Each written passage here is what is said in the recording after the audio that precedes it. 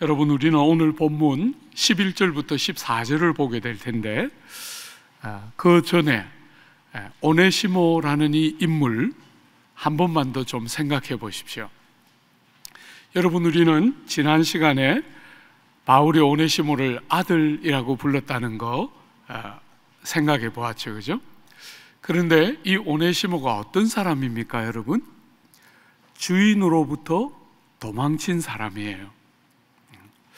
이유가 여러 가지가 있었겠지만 어쨌거나 빌레몬이 믿는 사람이었던 것을 생각해 보면 어지간히 괜찮은 주인이었을 가능성이 큰데 그 주인의 품을 도망쳤다. 그 시절에 그냥 우리가 그냥 흔히 생각하는 것처럼 노예로서 고달팠다. 물론 그런 것도 얼마든지 가능성이 있겠지만 상당히 괜찮았을 주인이었을 빌레몬 같은 사람의 품을 떠나 달아났다. 오네시모는 상당히 좀 그 당시에 보편적인 종들에 비해서 조금 더 거칠고 어쩌면 조금 더 불량한 종은 아니었을까 추론해 볼 수, 그냥 추론이죠, 그죠? 사랑하는 여러분, 거기다가 이 오네시모가 바울을 만난 곳은 로마 감옥이에요. 로마 감옥. 여러분이 사도행전 28장에서 본 것처럼 사도 바울이 로마로 압송이 되어서 로마 감옥에 갇혀 있지 않습니까? 그 로마 감옥에서 만난 인물이 오네시모예요. 우리가 몇 가지를 추론해 볼 수 있겠죠, 그죠? 이 오네시모가 어떻게 골로새에서부터 그 멀리 떨어진 무려 1500km 이상 떨어져 있는 로마까지 가게 됐을까? 우리가 추론해 보는데 그냥 막연하게 우리가 생각해 보면 이 작은 지역, 그래서 사람들의 눈에 이렇게 낯선 사람이 금방 눈에 띄는 작은 지역보다는 인구가 많아서 자기가 어떤 사람인지를 잘 감출 수 있는 큰 도시를 찾아서 그냥 그렇게 먼 곳까지 가지 않았을까? 우리가 그냥 추론해 보는 것이죠, 그죠? 그렇게 먼 곳, 1500km가 넘는 그 먼 길을 그렇게 떠나서 왜 또 감옥에 갇혔는지 우리는 모르겠어요. 그냥 이것도 추론해 보면 나쁜 짓을 해서 잡혀서 감옥에 갇혔을 가능성이 크겠지요. 그저 습관적으로 나쁜 짓을 또 하다가 잡혀서 감옥에 갇혔을 거예요. 그런데 거기서 바울을 만나게 되는 거죠.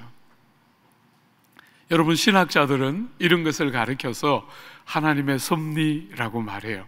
하나님의 섭리가 얼마나 놀라운가. 한 사람, 여러분, 우리는 자주 어떤 사람들을 대할 때 지치지만 하나님은 한 사람을 어떻게 대하시는가? 여러분, 그 한 사람이 어떤 사람입니까? 주인의 집에서 달아난 종입니다. 거기다가 멀리 이 잔머리를 굴려서 멀리 큰 도시 로마까지 가면 더 최대한 멀리 도망가고 자기를 알아볼 사람이 없기 때문에 안전한 곳일 것이다 라고 생각하고 그 먼 곳까지 달아났고, 어떤 연유인지는 모르지만 어쨌거나 또 죄를 지어서 로마 감옥에 갇혔어요. 그 한 사람을 하나님은 포기하지 않고 로마 감옥까지 도망간 그 한 노예를 하나님의 사람인 바울을 경험하게 하는 이 하나님이 일하시는 방식을 한번 보십시오. 하나님은 한 사람을 포기하지 않습니다. 세상 사람들은 흔히 쓸만한 사람을 관심을 갖잖아요. 잘 길러 놓으면 일당백을 할 수 있을 것 같은 쓸만한 사람들에게 관심이 많습니다. 그것은 세상이 실력이 없기 때문에 그렇지요.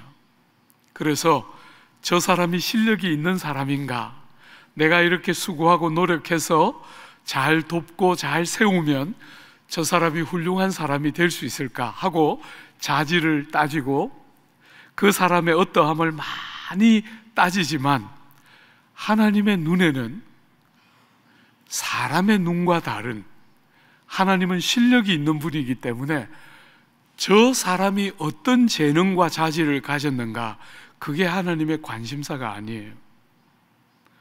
하나님은 실력자여서 누구든지 어떻게든 변화시키시고 요긴하고 존귀하고 영화롭게 바꾸어 내실 실력을 갖고 계신 분이시기 때문에 오네시모 같은, 어쩌면 세상이 손가락질하면서 지탄하는 한 사람을 포기하지 않고 로마의 감옥까지, 그 어떤 장소든지 가르지 않으시고 로마의 감옥까지 찾아가서 그 영혼을 주님 품으로 다시 돌려내는 하나님의 섭리와 은혜의 영광을 우리는 보게 돼요.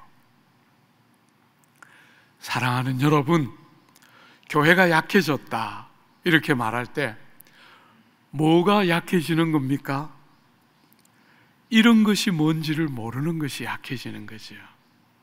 사람을 바꾸어내는 복음 안에 있는 능력이 어떤 것인지를 성도들이 잘 모르고, 사람들을 볼 때 세상 사람들처럼 자질이 어떻고 능력이 어떻고 신분이 어떻고 지위가 어떻고 하면서 사람을 차별하거나 가릴 때, 교회는 정말 사람을 변화시키는 능력을 상실하고 있는 것이죠. 그래서 함직한 사람을 자꾸 뽑으려고 해요. 여러분, 제가 이 세상을 살면서 참 세상이 얼마나 어리석은가 이런 것을 여러 부분에서 느끼는데, 신학교를 다닐 때 정말 책을 사보고 싶은데 너무너무 책 사보기가 힘이 들었어요. 가난해서 책을 사보는 게 얼마나 어려웠는지 모르겠어요. 지금은 제가 돈을 주고 책을 살 수 있는 때잖아요. 그죠? 그리고 교회에서도 저보고 책 좀 사서 읽어서 좀 제발 좀 익숙한 설교 하지 말고 제대로 된 설교 좀 하라고 교회가 저보고 책을 사볼 수 있는 또 돈도 또 주셔요, 따로. 그런데 이런 상황인데 출판사에서 책을 그냥 보내줘요. 나는 사보고 싶은데. 참 세상은 이렇게 미련하고 어리석다. 돈을 주고 사볼 수 있는 사람에게 책을 보내주고, 너무 간절히 목마른데 사볼 수 있는 여력이 안 되는데 그 사람들을 돌보고 도울 생각은 세상은 안 해요. 세상은 그저 함직한 사람들에게 뭔가를 베풀어서 그 사람을 통한 유익을 얻는 것에 마음이 다 기울어져 있지만, 복음과 기독교는 그런 종교가 아닙니다.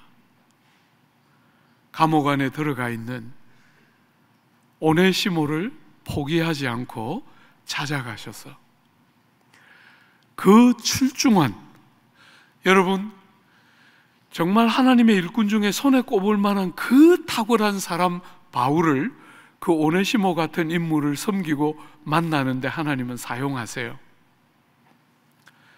기독교가, 복음이 그런 세계를 여는 거예요. 주 안에 사랑하는 여러분, 사람들을 가리지 않습니다. 저 사람이 쓸만한가? 저 사람이 잘 길러놓으면 미래가 있을까? 우리는 그런 것으로 사람을 보지 않습니다. 복음이 능력을 가지고 있는 줄 알기 때문에 어떤 사람이든지 천하보다 귀하게 여기고, 사람 하나를 천하같이 바라보면서 그렇게 귀하게 사람을 섬기고, 그렇게 사람을 섬길 때 복음이 가지고 있는 권세와 능력과 진리의 힘이 사람을 참되게 바꾸는 줄 믿기 때문에 사람의 외모를 가지고 사람을 판단하려고 하지 않고, 어떤 사람이든지 복음이 그 영혼들을 섬기고 바꾸어 놓는 영광스러운 은혜들을 기대하면서 우리는 영혼들을 바라보고 복음을 나누고 하나님이 베푸신 은택을 나누어 영혼들을 섬기는 것이 기독교이고 성도들의 삶의 방식이에요. 사랑하는 여러분, 우리 남서울이 이렇게 사람을 바꾸는 말씀의 권능과 복음의 역사가 그치지 않도록 여러분 기도해야 해요. 교회가 약해지는 것은 모이는 숫자가 작아진다, 모이는 사람들의 사회적인 신분과 지위가 약해진다, 그런 것이 아닙니다. 사람을 바꾸는 복음의 권능들이 약해지면 그건 정말 교회가 심장을 잃어버리고 살아가기 시작하는 것이 되는 거예요. 이런 일들이 꼭 일어나도록 감옥 안이든 어떤 사람이든 차별하지 않고 복음이 만드는 진실한 변화가 영혼들의 삶에 임하기를 기대하고 소망하는 그 복음의 기독교의 속성들이 그대로 살아서 꿈틀거리는 교회가 되도록, 그저 문제가 없고 그저 좋은 사람들이 모여서 좋은 교회 이런 거 말고, 그런 거 말고 어떤 사람이 와도 사람이 변화되는 그 복음의 능력들이 살아있는 교회가 되도록, 그죠?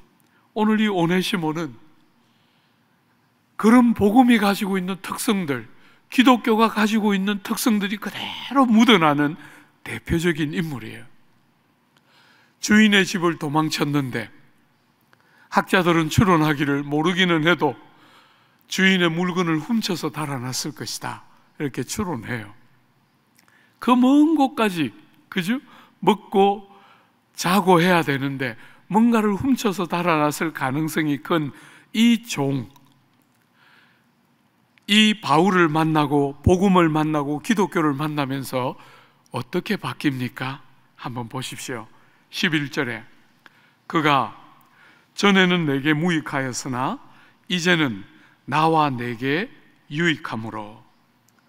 여러분, 복음이 전해지는 곳에 언제나 신약 성경이 복음을 소개할 때 언제나 쓰는 표현 방식이 있어요. 그게 뭐죠?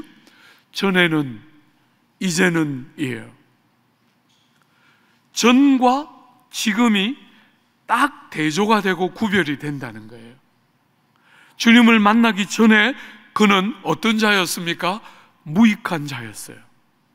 그런데 복음을 만나고 기독교를 경험하고 주님을 딱 만나자 유익한 자로 바뀌게 돼요. 똑같은 사람입니다. 그죠? 똑같은 사람입니다. 방향이 바뀐 거죠?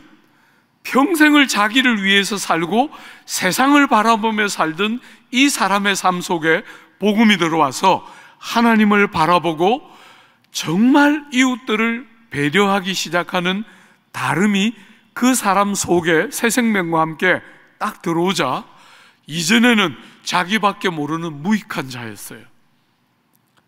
그런데 이제는 하나님을 영화롭게 하고 이웃들을 섬기는 것이 뭔지를 아는 유익한 자로 바뀌는 것을 보게 돼요. 사랑하는 여러분, 이 오네시모라는 말의 뜻은 유익한 자, 이런 뜻이에요. 말하자면 주님을 만나자 비로소 이름에 걸맞은 사람으로 바뀌는 거예요.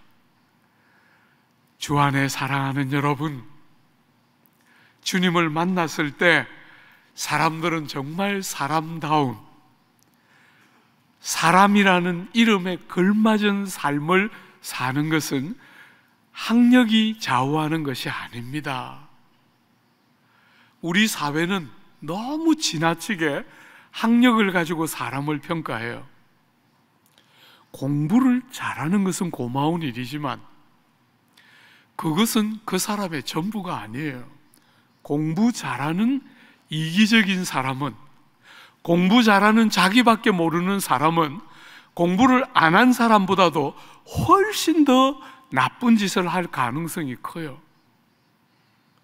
그런데 우리 사회는 자꾸 그거 하나만 가지고 다 평가하려고 들어요.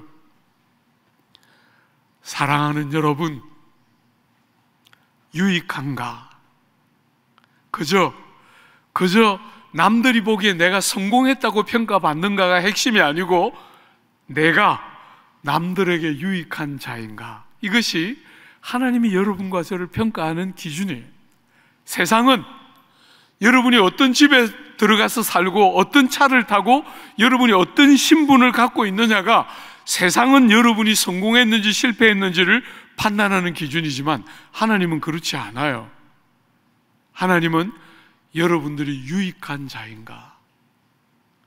누군가에게 여러분의 존재가 유익이 되고 있는가가 핵심이에요.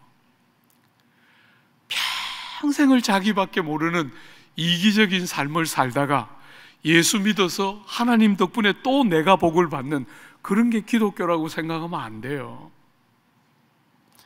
구조가 다른 것입니다. 평생을 나밖에 모르던 이기적인 사람이 주님을 만나자 누군가를 유익하게 하게 되는, 이름에 걸맞는 사람다운 사람이 되는 것이에요. 그전에는 이기적인 욕심꾸러기예요. 자기밖에 모르는, 남들이 볼 땐 좀 근사해 보일지 모르지만 속은 똑같이요. 속은 똑같이 자기밖에 몰라요. 주 안에 사랑하는 여러분, 누군가에게 유익을 끼치는 삶을 살고 있습니까? 세상은 소유에 대한 이야기를 끝없이 하고 돈이 최고라는 신화들을 끝없이 만들어내지만 여러분이 어느 날 보게 될 거예요. 많이 가진 것이 저주가 되는 날이 올 겁니다. 하나님은 여러분들에게 그 모든 것들을 주시면서 여러분이 얼마나 유익한 자로 세상을 사는지를 보고 싶어 하는 거예요. 여러분의 존재가, 여러분이 집에 딱 들어갔는데 여러분의 아내가, 여러분의 자녀가, 아빠가 딱 들어올 때 정말 행복하고 위로받고 기쁨이 되도록 살아야 아빠답게 사는 거잖아요.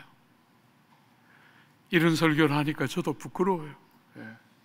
제가 집에 딱 들어갈 때 아내가 정말 응원군이 왔구나 이런 느낌을 갖고 저를 맞아야 될 텐데 제가 딱 들어갈 때 짐이 또 하나 왔구나 이러면 사실 좀 두려워요. 사랑하는 여러분, 우리가 성도가 되는 것은 여러분 한 사람이 그저 예수 믿고 지옥 안 가고 천당 가는 그런 종교가 아닙니다. 여러분 한 사람 때문에 이웃들이 유익을 얻기 시작하는 삶의 방향이 달라지는 거예요. 무익한 자였는데 유익한 자가 되는 것이죠. 자기 욕심을 챙기고 동료들이 어떻게 일을 하든지 아무 관심 없이 주인의 눈을 속이면서 꽤나 부리고 살던 오네시모가 다시는 그런 방식으로 살지 않고 사람의 눈속임을 하지 않고 하나님 앞에서 죽게 하듯이 주를 섬기는 줄 알고 삶의 방향이 달라지기 시작하는 유익한 자로 오네시모를 소개하고 있는 것이 오늘 사도 바울이 오네시모를 보는 눈이에요. 사랑하는 여러분, 교회를 다니는 것이 여러분의 신앙을 보증하는 것이 아닙니다. 여러분의 변화된 삶이 여러분의 신앙을 보증하는 거예요. 사랑하는 여러분, 누군가를 유익게 하는 삶을 사는가? 평생을 만나서 정말 서로 헌신하고 희생하는 배필과 배우자를 유익하게 하고 사는가? 여러분에게 선물로 주신 너무 귀한 자녀들과 부모님들을 즐겁게 하고 복되게 하고 여러분들을 통해서 그들이 살아나고 유익을 얻는 삶을 살아가는가 하는 것이 우리를 보는 이전과 이후를 구별하는 굉장히 중요한, 전에는 그는 무익한 자였지만 이제는 너와 나에게 유익하다 이렇게 말해요. 여러분, 그 정도가 아니라 바울은 이 오네시모를 어떻게 부르고 있는지 한번 보십시오. 여러분, 12절에 내게 그를 돌려보내니 그는 내 신복이라. 여러분, 여기 내 신복이라 하는 요 표현은 영어 성경은 my own heart 이렇게 번역해 놨어요. 그러니까 이 오네시모를 바울은 어떻게 생각하는 거예요?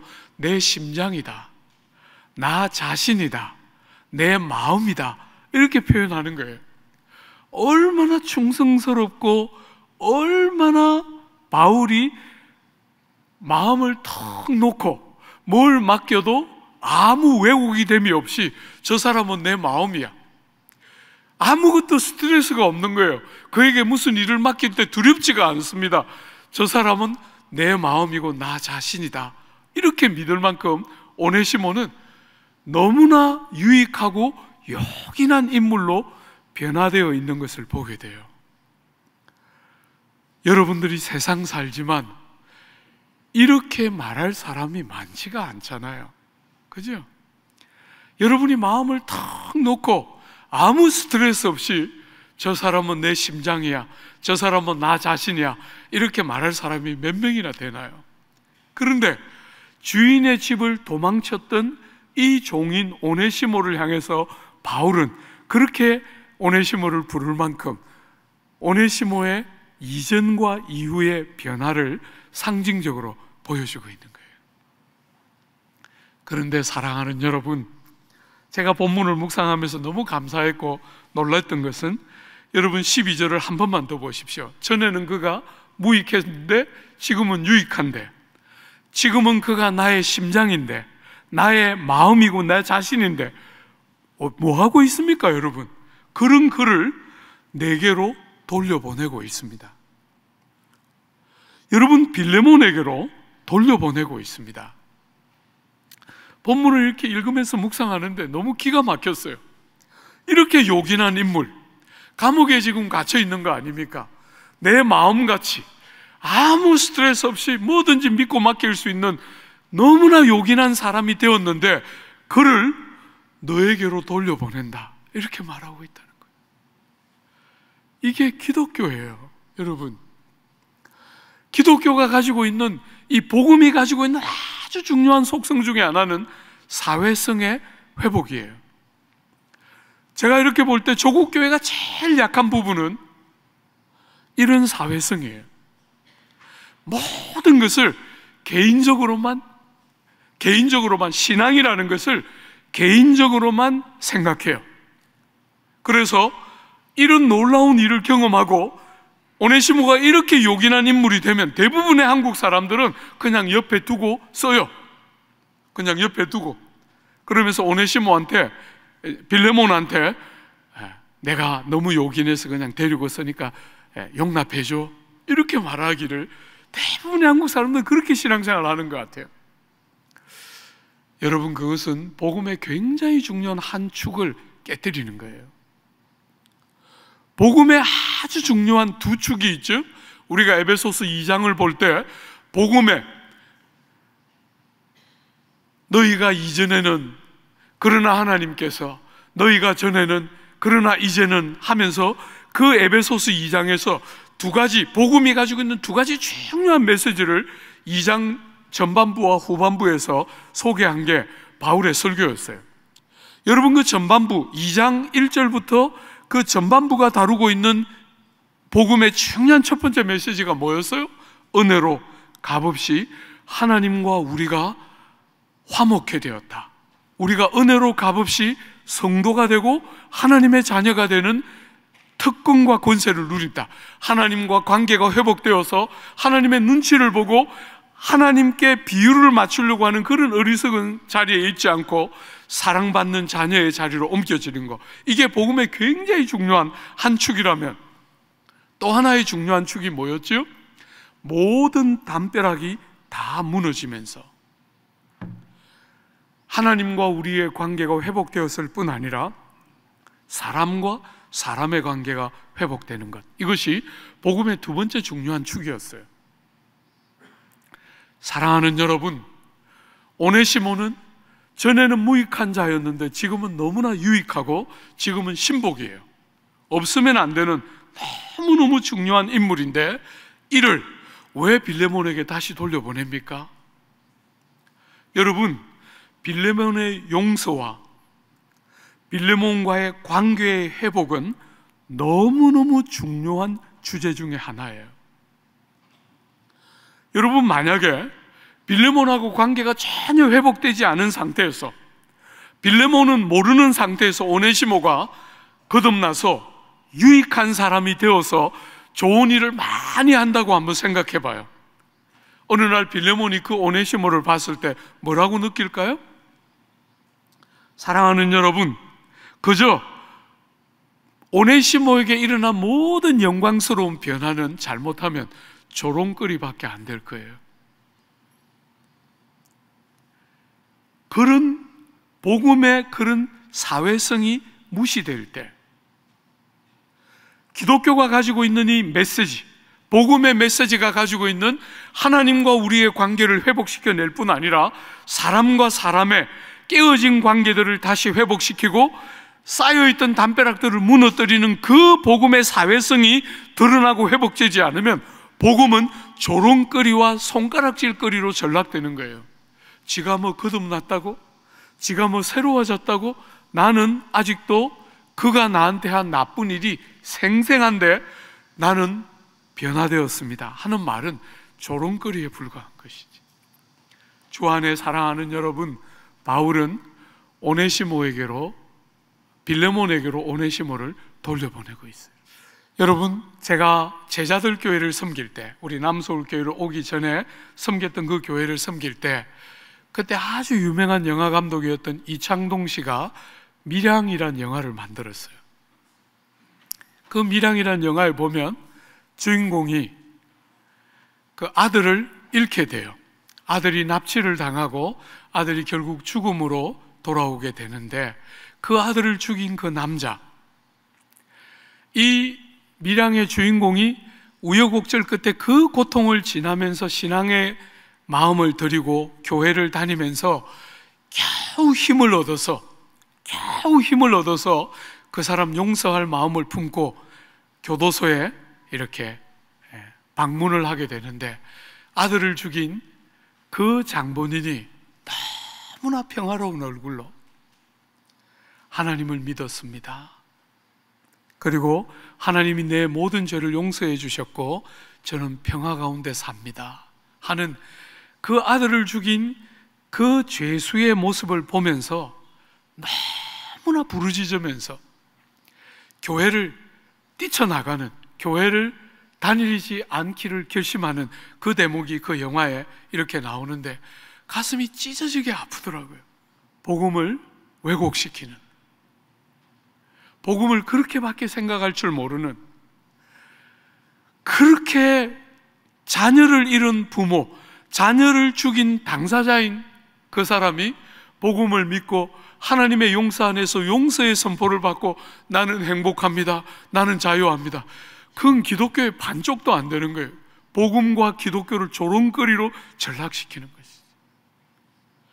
그가 정말 그 자유를 얻었으면 그는 가서 그 여자 주인공에게 나의 죄를 용서해 주십시오, 정말 너무너무 잘못했습니다 해야 그게 마땅한 것이지, 어떻게 기독교를 그렇게 기독교를 왜곡시킬 수가 있는 거예요. 사랑하는 여러분, 그런데 그게 여러분과 제가 하고 있는 일이에요. 우리는 복음을, 기독교를 하나님과 나와의 관계만 관계되는 것처럼 자꾸 여겨요. 그렇지 않습니다. 여러분의 아내와 남편의 관계, 여러분의 부모와 자식의 관계, 다 주님과의 관계 안에 연장선으로, 열매로, 증거로 드러나야 하는 거예요. 여러분, 오네시모를 빌레몬이 받아서 용서하지 않으면 기독교의 복음은 우스꽝스러운 것밖에 안 되는 거예요. 그래서 그 빌레몬에게로 돌아가는 거예요. 여러분, 이게 얼마나 어려운 일인지 아십니까?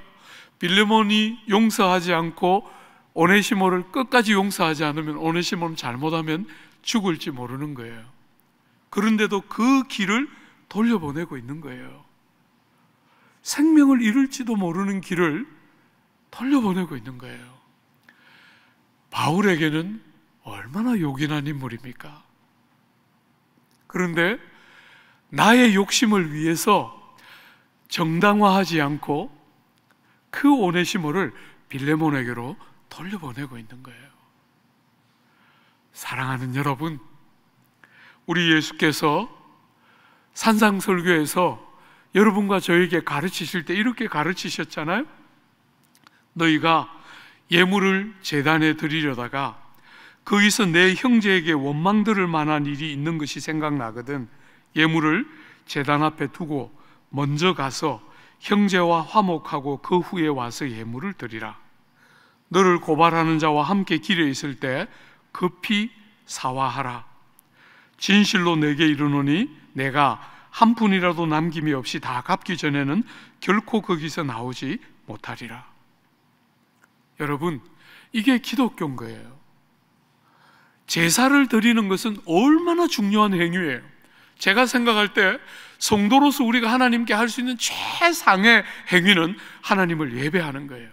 그런데 예배를 하러 가고 있는데 형제에게 고통을 준 일이 생각이 나면 제사를 드리러 가다가 길을 돌이켜서 예배를 드리던 길을 돌이켜서 그 형제에게 먼저 용서를 구하고 그 다음에 예배를 드려야 그게 진짜 기독교적인 예배가 된다는 거예요. 사랑하는 여러분, 오늘 예배를 마치면 여러분이 화해해야 될 사람들을 찾아가서 용서를 구하는 일을 해야 해요.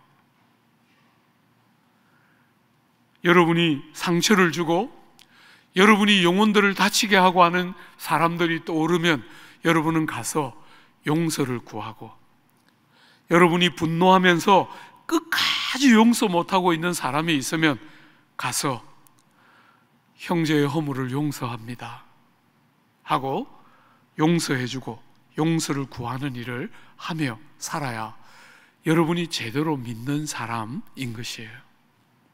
그런데 여러분, 이렇게 오네시모를 돌려보내면서도 기독교의 아주 중요한 특징이 또 하나 묻어나요. 여러분, 바울이 정말 원하는 게 뭐였을 것 같아요? 13절 한번 보십시오.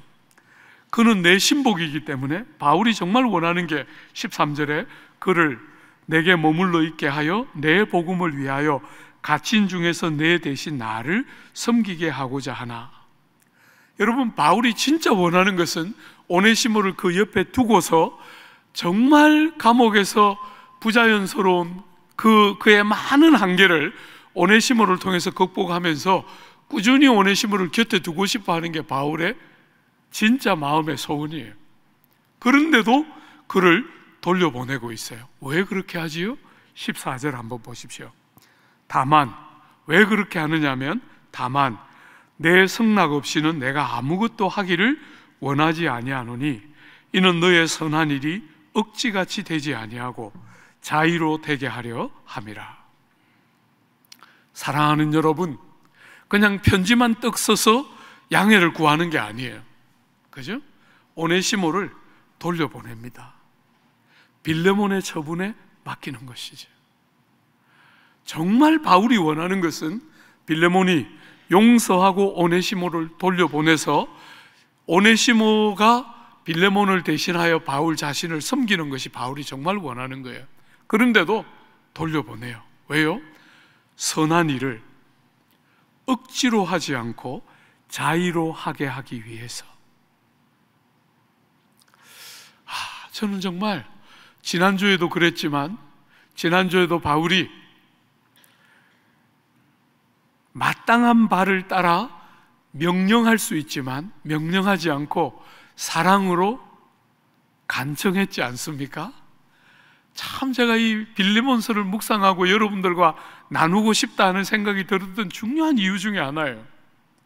이렇게 짧은 서신인데 어떤 면에서 복음의 정수 같은 요소들이 그 안에 들어있는 거예요. 복음의 정수. 그러면서도 너무나 우리 한국 성도들에게서 발견이 잘 안 되는 성품이에요. 옳고 선한 일을 하는데 상대가, 내가 아니라 상대가 자원함으로 할 수 있기 위해서 그의 처분에 오네시모를 맡기고 있는, 정말 복음과 기독교가 드러내는, 다른 사람을 배려한다 할 때 그 말의 의미가 뭔지를 그대로 보여주는 그림책 같은 모양이지. 여러분, 우리가 사는 이 조국 사회는 얼마나 협박과 공갈이 넘쳐나고 강요와 강압과 억제로 뭔가를 안 할 수 없도록 만드는, 그래서 사람들은 다 하나같이 내가 언젠가 그런 자리에 서서 남들이 억지로 시키는 것을 내가 하는 사람이 아니라 내가 누군가를 마음대로 시켜먹고 부려먹는 그런 사람이 되는 게 성공이라고 생각해요. 얼마나 어리석어요. 부모들도 자식들을 그렇게 교육시키는 거예요. 사랑하는 여러분, 기독교는 그렇게 가르치지 않아요. 그렇게 가르치지 않아요. 복음과 교회는 여러분들이 정말 이것이 꼭 옳고 이것이 반드시 돼야 하는 일임에도 불구하고 그 일을 상대가 자원함으로 결심하고 할 수 있도록 기다려주고, 그를 존중하고, 그를 배려하고,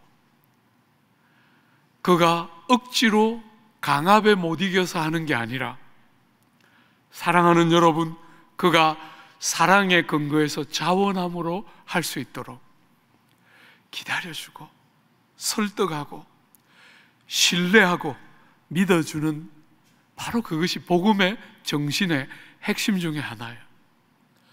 여러분, 저는 이렇게 교회가 많은 조국 땅에 왜 이렇게 강요하는 일이 많고 강제하는 일이 많고 왜 이렇게 정답을 가지고 상대를 그 정답 앞에 굴복시키려고 하는 일이 이렇게 비일비재한가 하고 생각할 때마다 이게 세상의 정신인 거예요.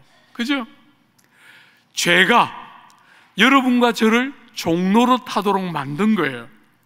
죄 아래서 우리는 끝없이 사망의 공갈과 협박, 세상의 가치관을 따른 공갈과 협박 앞에 굴복하면서 억지로, 그래서 조국 사회에서 사람들이 제일 많이 하는 게 이 목구멍이 포도청이어서 하고 싶지 않은데 억지로, 하고 싶지 않은데 억지로 그냥 먹고 살아야 하니까 억지로 뭔가를 해야 하는 이런 일이 비일비재하게 일어나는 이 조국 땅에 복음이 들어왔는데, 복음이 만들어내는 그 종기와 영광이 뭔지를 공유하고 나누고 흘려보내지를 못하고, 너무나 이렇게 많은 교회와 성도들이 있음에도 불구하고 여전히 조국 사회는 강요하고 강제하고 억지로 뭔가를 하게 만드는 일이 너무너무 비일비재하게 많이 일어나고, 그래서 아이들이 어려서부터 부자 되고 싶어하고 높은 자리에 올라가고 싶어하는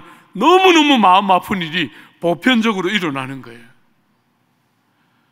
사랑하는 여러분, 그 수치스러운 일을 이제 반복해서는 안 돼요. 성도인 여러분과 제가 이렇게 수치스럽고 부끄러운 일이 조국 땅에 반복해서 일어나도록 허용해서는 안 됩니다. 부모들은 자녀들에게 사랑이라는 이름으로 절대로 강제하지 않고, 다 너를 위한 일이야, 다 네가 잘 되라고 하는 거야. 사랑하는 여러분, 사랑으로 그가 자원함으로 선택할 수 있도록 기다려주고, 제가 보면 한국 부모들은 거꾸로 해요.